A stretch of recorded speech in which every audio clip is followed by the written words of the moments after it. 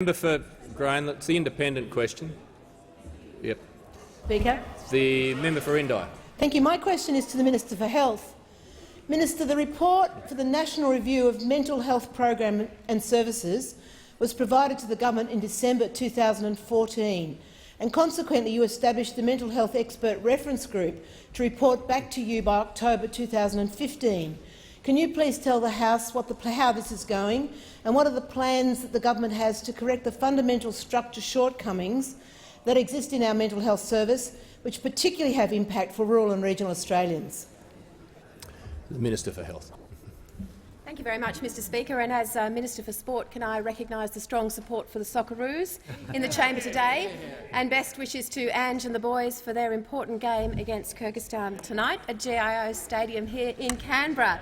I will be there, and I know many of you will be there in spirit.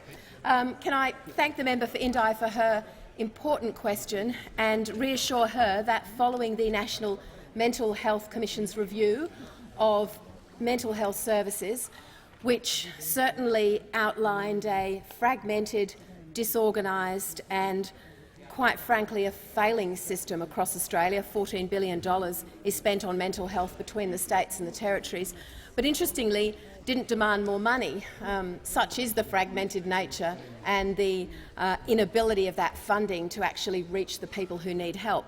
So we took on board all of those recommendations. We, as the member said, appointed an expert reference group about implementing those, led by Kate Carnell.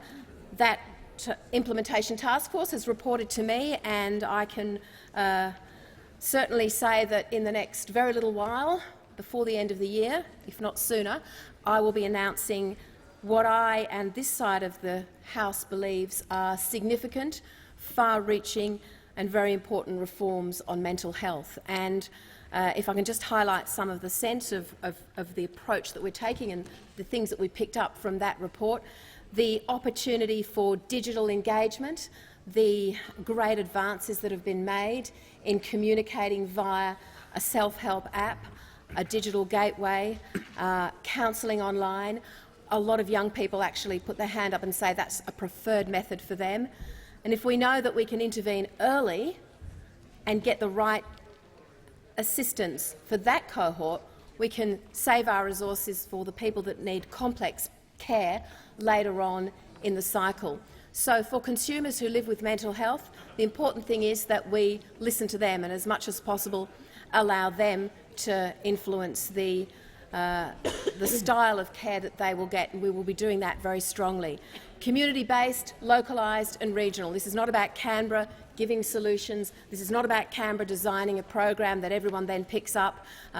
The Minister for Indigenous Affairs, for example, talked to me about the ability for Indigenous communities to receive urgent suicide help in the lead-up to the wet season, when that's a particularly fragile time for many of them.